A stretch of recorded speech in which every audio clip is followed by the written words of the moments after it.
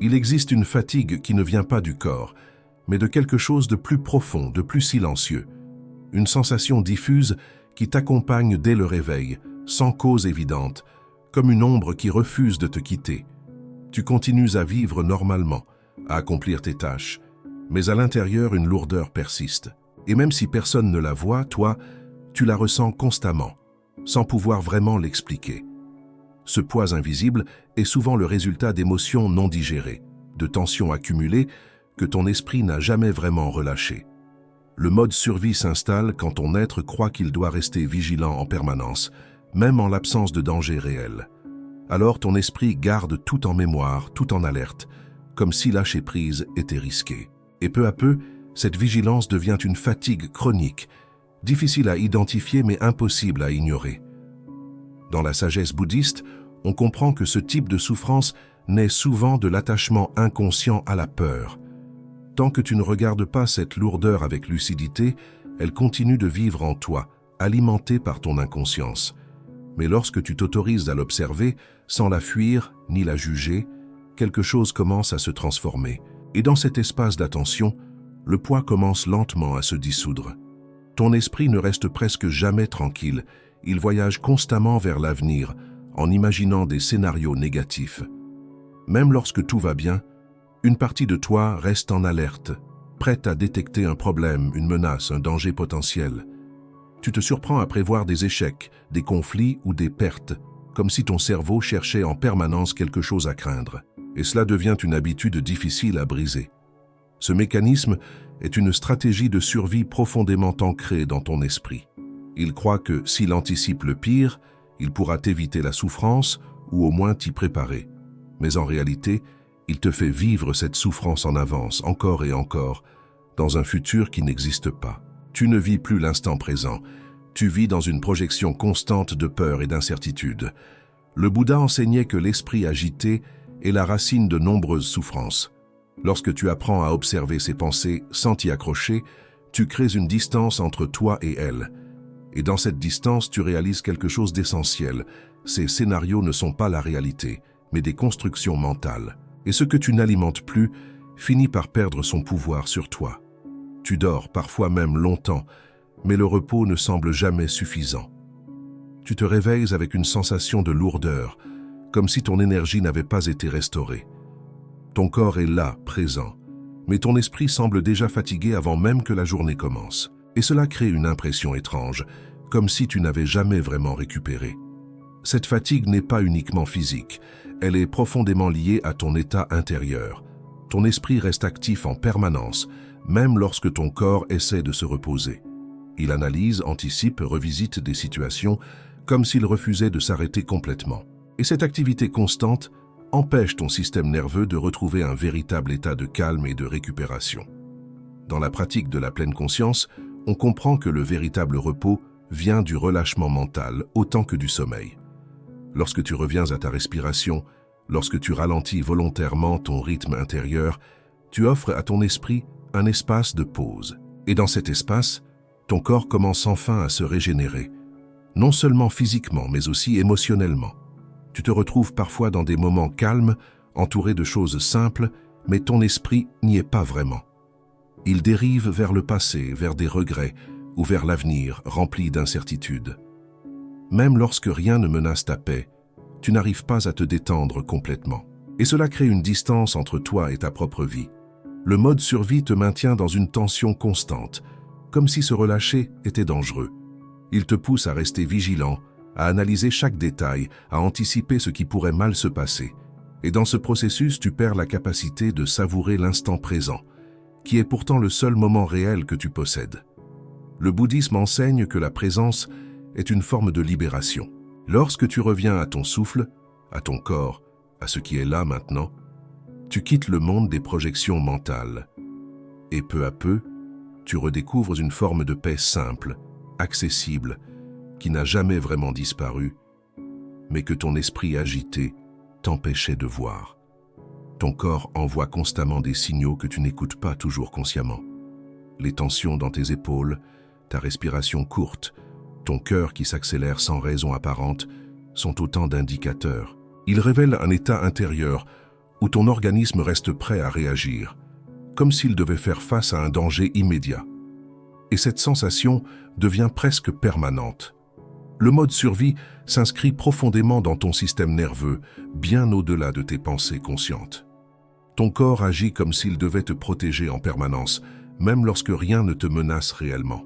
Et avec le temps, cet état d'alerte devient habituel, au point que tu oublies ce que signifie être réellement détendu. Dans la tradition bouddhiste, le corps est une porte essentielle vers la conscience. En revenant à tes sensations, en observant sans jugement ce qui se passe en toi, tu recrées un lien avec le moment présent. Et progressivement, tu envoies un signal de sécurité à ton être tout entier, permettant à ton corps de relâcher ce qu'il portait depuis trop longtemps. Il t'arrive de vouloir te reposer, de chercher un moment de calme, mais ton esprit refuse de s'arrêter. Les pensées s'enchaînent sans pause, comme un flux continu que tu ne contrôles plus vraiment. Elles parlent du passé, du futur, de ce que tu aurais dû faire ou de ce que tu dois encore gérer. Et même dans le silence extérieur, ton monde intérieur reste bruyant. Ce mouvement incessant est une manifestation directe du mode survie. Ton esprit croit qu'il doit rester actif pour te protéger, analyser chaque détail, anticiper chaque possibilité. Il pense que s'arrêter serait une forme de danger, comme si le repos ouvrait la porte à l'imprévu. Et ainsi, il t'épuise lentement, sans jamais te laisser respirer pleinement. Dans la voie bouddhiste, on apprend que tu n'es pas tes pensées, mais celui qui les observe. Lorsque tu prends du recul et que tu regardes ce flux sans t'y identifier, quelque chose change profondément. Le mental commence à ralentir, non pas parce que tu le forces, mais parce que tu ne le nourris plus. Et dans cet espace, un calme naturel commence à émerger. Tu ressens parfois une distance invisible entre toi et les autres, même avec ceux qui te veulent du bien. Il y a une hésitation à t'ouvrir complètement, une retenue subtile qui t'empêche de te sentir en sécurité dans la relation. Comme si une partie de toi restait toujours sur ses gardes, prête à se protéger. Ce manque de confiance est souvent lié à des expériences passées où tu as été blessé, déçu ou incompris. Ton esprit a enregistré ces moments comme des signaux de danger et il essaie maintenant d'éviter que cela se reproduise. Alors il crée des barrières, parfois inconscientes, pour te préserver d'une nouvelle souffrance. Mais ces barrières t'isolent aussi profondément. Le bouddhisme nous enseigne que la peur naît de l'attachement et de l'illusion de contrôle. Lorsque tu observes cette méfiance sans te juger, tu peux commencer à comprendre son origine. Et peu à peu, en cultivant la présence et la bienveillance, tu apprends à rouvrir ton cœur sans naïveté, mais avec une sagesse plus profonde. Parfois, une situation anodine déclenche en toi une réaction intense, disproportionnée. Un mot, un regard, un détail suffisent à provoquer de la colère, de la tristesse ou de l'anxiété. Et même si tu sais que ta réaction est forte, tu as du mal à la contrôler sur le moment. Ce phénomène est lié à un système émotionnel déjà saturé, déjà tendu par le mode survie. Ton esprit et ton corps sont tellement habitués à être en alerte que le moindre stimulus est perçu comme une menace. Ce n'est pas l'événement en lui-même qui déclenche la réaction, mais l'accumulation de tensions non libérées. Dans la pratique bouddhiste, on apprend à créer un espace entre le stimulus et la réaction. Cet espace est précieux, car il te permet de ne pas être esclave de tes émotions. En observant ce qui se passe en toi avec douceur, tu développes une stabilité intérieure. Et avec le temps, tes réactions deviennent plus conscientes, plus apaisées, plus libres. Tu ressens parfois un besoin profond de contrôler les situations, les personnes ou même tes propres émotions. Tu veux que tout soit prévisible, organisé, sécurisé, pour éviter les imprévus. Et lorsque quelque chose échappe à ton contrôle, une tension immédiate apparaît en toi. Ce besoin de contrôle est une réponse directe à l'insécurité intérieure. Ton esprit croit que s'il peut tout maîtriser, il pourra éviter la douleur, l'échec ou la perte. Mais la réalité est différente. Plus tu cherches à contrôler, plus tu renforces ta peur de perdre le contrôle. Et cela crée un cercle difficile à briser. Le bouddhisme enseigne le lâcher-prise comme une voie de libération. Cela ne signifie pas abandonner, mais accepter que tout est impermanent et hors de ton contrôle total. Lorsque tu relâches cette illusion de maîtrise, tu découvres une forme de paix inattendue. Une paix qui ne dépend plus des circonstances extérieures, mais de ton état intérieur. Ralentir devient inconfortable, presque angoissant. Lorsque tu n'es pas occupé, ton esprit commence à s'agiter, comme s'il cherchait immédiatement quelque chose à faire. Le silence, le vide, l'inactivité deviennent difficiles à supporter, comme s'ils révélaient quelque chose que tu préfères éviter. Le mode survie te pousse à rester en mouvement constant, car l'immobilité est perçue comme dangereuse. Lorsque tu ralentis, des émotions, des pensées enfouies peuvent remonter à la surface. Et ton esprit, pour t'en protéger, te maintient dans l'action, dans la distraction, dans le remplissage permanent. Mais dans la sagesse bouddhiste, le ralentissement est une porte vers la compréhension profonde. C'est dans le silence que tu rencontres réellement ton esprit, sans fuite, sans masque. Et même si cela peut être inconfortable au début, c'est aussi là que commence une transformation réelle, douce et profondément libératrice. Il y a des moments où tout devient calme autour de toi, où rien ne demande ton attention immédiate. Pourtant, au lieu de ressentir de la paix, une forme d'inconfort apparaît en toi. Le silence ne t'apaise pas, il t'agite, comme s'il révélait quelque chose que tu préférais ne pas voir. Ce malaise face au silence est souvent le signe d'un esprit habitué à fuir. Le mode survie te pousse à remplir chaque espace vide pour éviter le contact avec ton monde intérieur. Car dans ce silence, les émotions enfouies, les pensées non résolues, les tensions profondes commencent à émerger doucement.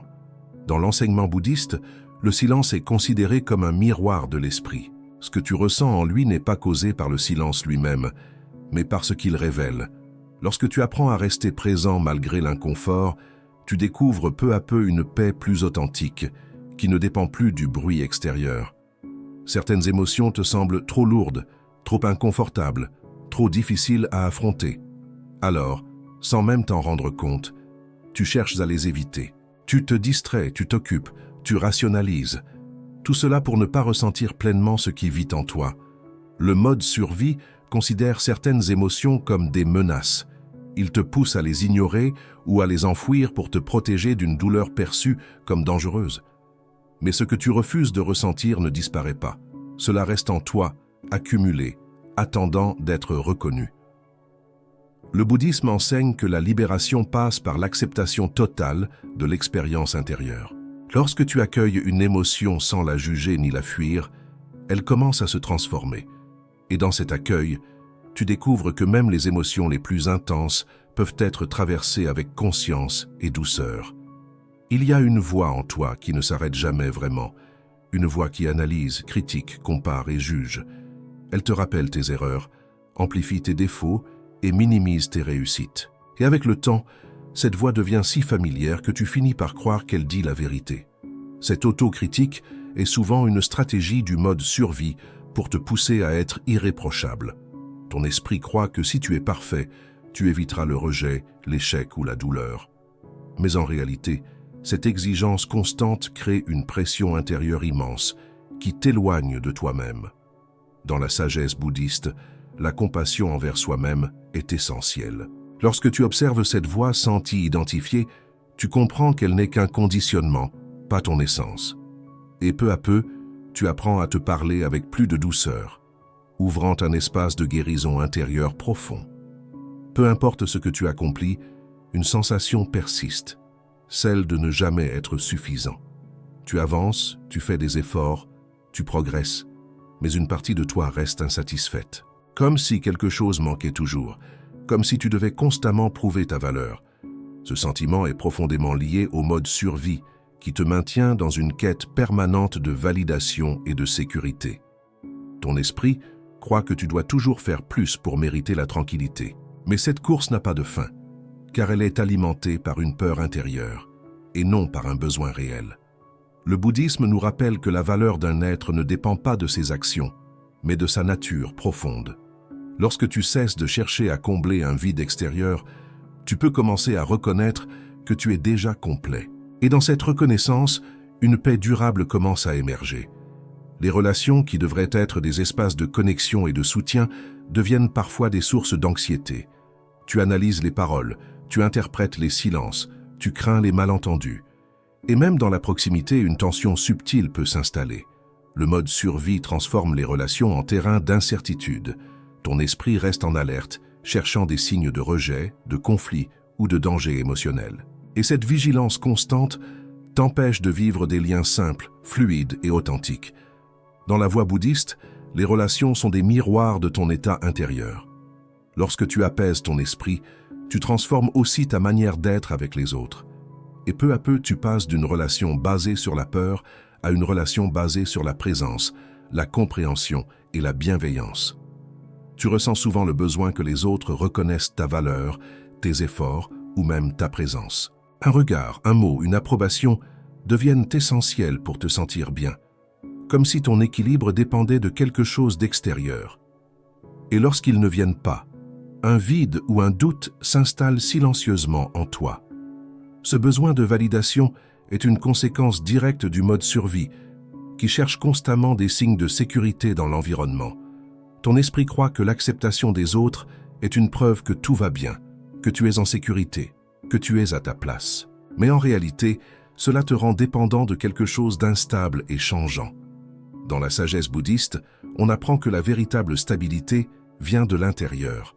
Lorsque tu cesses de chercher ta valeur à l'extérieur, tu commences à la ressentir en toi, indépendamment du regard des autres. Et dans cet ancrage intérieur, tu découvres une liberté profonde, silencieuse, mais inébranlable. Même les décisions les plus simples peuvent devenir compliquées, comme si chaque choix portait un poids excessif. Tu hésites, tu analyses, tu doutes, cherchant la meilleure option possible pour éviter toute erreur. Et parfois, cette réflexion constante t'empêche même d'agir. Le mode survie transforme chaque décision en potentiel danger. Ton esprit veut éviter les conséquences négatives, il cherche à contrôler l'avenir à travers des choix parfaits. Mais cette quête de certitude crée une paralysie intérieure, car aucune décision ne peut garantir un résultat totalement sécurisé. Le bouddhisme enseigne l'acceptation de l'incertitude comme une vérité fondamentale de l'existence. Lorsque tu comprends que l'erreur fait partie du chemin, la pression diminue naturellement. Et peu à peu, tu apprends à choisir avec plus de simplicité, en te reconnectant à ton intuition plutôt qu'à ta peur. Ton esprit réagit parfois à de simples inconforts, comme s'il s'agissait de véritables menaces. Une situation nouvelle, une critique, un changement imprévu peuvent déclencher une réaction intense, et ton corps se tend, comme si tu devais te défendre immédiatement. Le mode survie brouille les frontières entre ce qui est réellement dangereux et ce qui est simplement inconfortable. Ton cerveau, cherchant à te protéger, amplifie certaines situations et les interprète comme des risques. Mais cette confusion te maintient dans un état d'alerte inutile qui épuise ton énergie intérieure. Dans la pratique bouddhiste, on développe la capacité d'observer avec clarté ce qui est. En distinguant le réel de l'interprétation mentale, tu reprends ton pouvoir. Et avec le temps, tu apprends à traverser l'inconfort sans peur, en comprenant qu'il ne représente pas une menace réelle. Tu as parfois la sensation de revivre les mêmes situations, les mêmes émotions, les mêmes schémas. Comme si, malgré tes efforts, quelque chose te ramenait toujours au même point. Et cela peut créer une frustration profonde, accompagnée d'un sentiment d'impuissance. Ce cycle est souvent alimenté par des mécanismes inconscients liés au mode survie.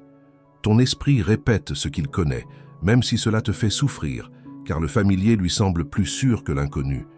Et ainsi tu restes enfermé dans des schémas qui ne te servent plus. Le bouddhisme enseigne que la prise de conscience est la première étape de la transformation. Lorsque tu observes ces cycles sans jugement, tu commences à les comprendre. Et dans cette compréhension, une possibilité apparaît, celle de choisir différemment, avec plus de conscience et de liberté. Ton esprit agit comme un gardien, toujours prêt à te défendre, même lorsque ce n'est plus nécessaire. Il garde en mémoire les anciennes douleurs, les anciennes peurs, et continue d'agir comme si elles étaient encore présentes. Et ainsi, il te maintient dans une vigilance constante, difficile à relâcher. Ce mécanisme est né à un moment où il était utile, voire essentiel pour ta survie émotionnelle.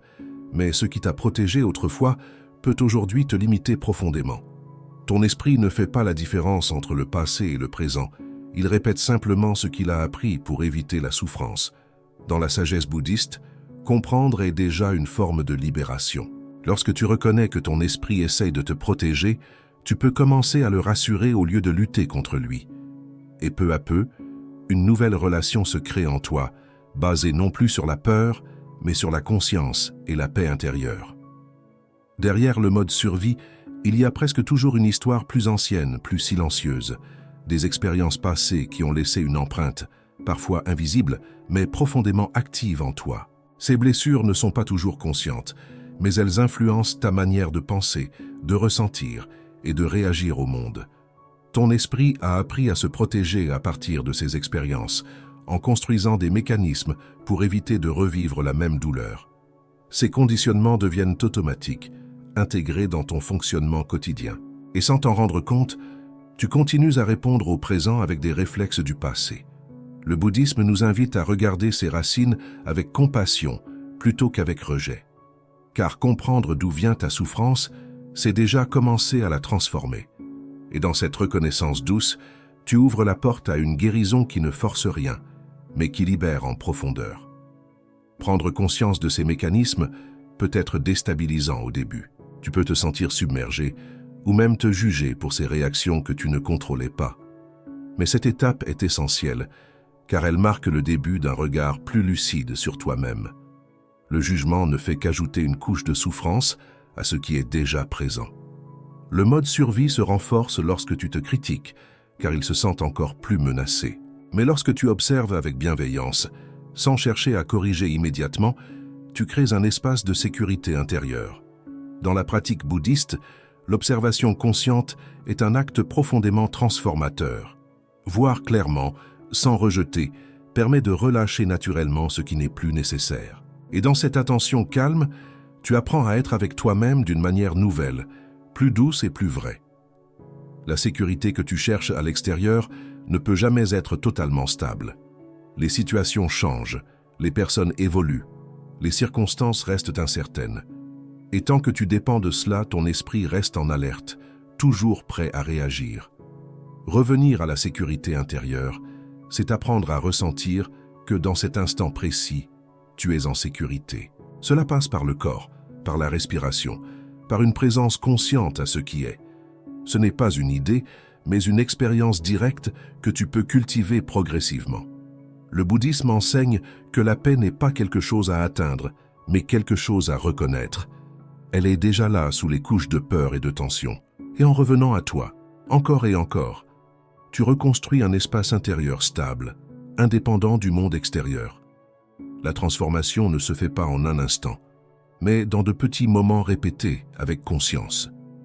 Chaque fois que tu reviens à ta respiration, à ton corps, à l'instant présent, tu affaiblis le mode survie, et peu à peu, tu crées un nouveau chemin intérieur. La pleine conscience n'est pas une pratique compliquée, mais une manière d'être. C'est dans les gestes simples, dans l'attention portée à ce que tu fais, que quelque chose change profondément.